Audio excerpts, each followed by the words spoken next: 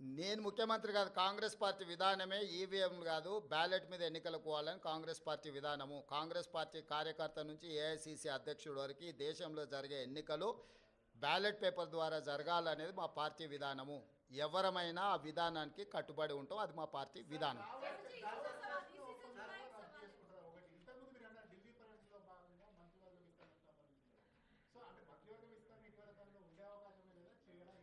ఇప్పుడు నువ్వేమేం శాఖలు ఇచ్చినావు, ఎవరికి ఇచ్చినావు ఫస్ట్ అది చెప్పు.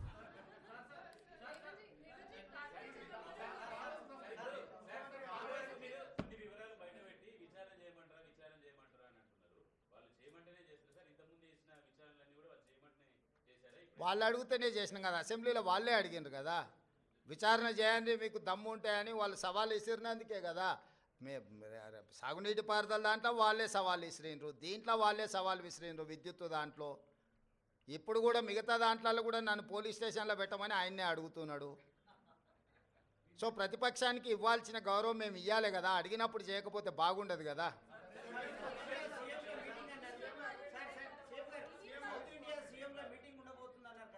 ఇప్పటికాడికైతే దీనికి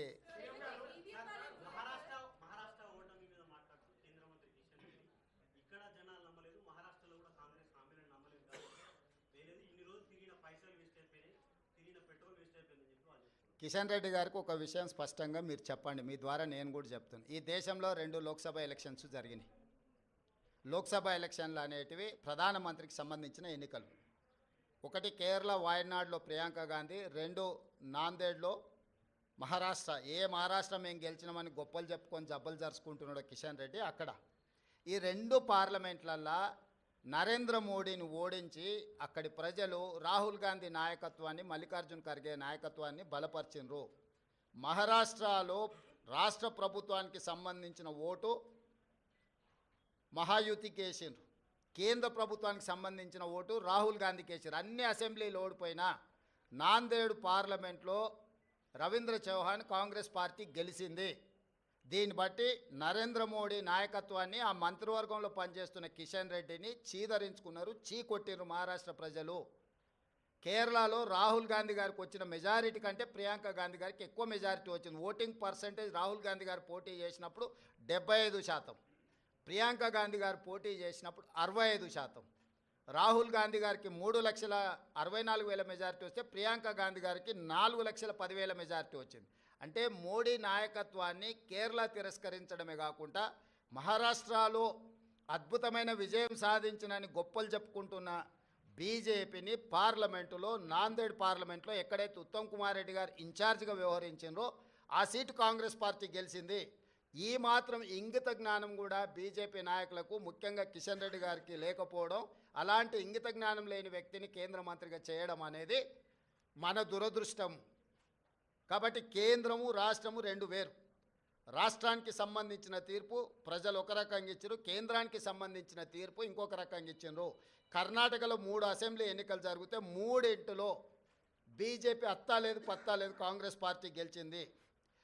వెస్ట్ బెంగాల్లో 6 అసెంబ్లీలు జరిగితే ఒక్క సీట్లో కూడా నాకు తెలిసినంతవరకు బీజేపీకి డిపాజిట్ కూడా రాలేదు, ప్రతిపక్ష పార్టీలు గెలిచినాయి. ఈ రకంగా దేశంలో ఏ కొనను చూసినా మోడీ నాయకత్వాన్ని తిరస్కరించిన విషయాన్ని కప్పిపుచ్చుకోవడానికి మహారాష్ట్రలో మీ ప్రభుత్వం ఉంది, మీ ప్రభుత్వం ఏర్పడ్డది. జార్ఖండ్లో మా ప్రభుత్వం ఉంది, మా ప్రభుత్వం ఏర్పడ్డది.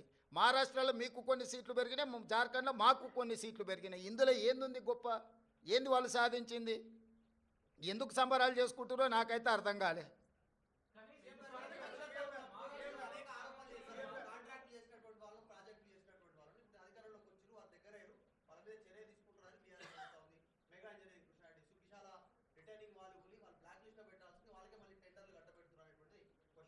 అవును, అంతకుముందు వాళ్ళు TV9 ABN నిషేధించారు, నీకు గుర్తుందా? తెలంగాణ వచ్చిన వెంబడే.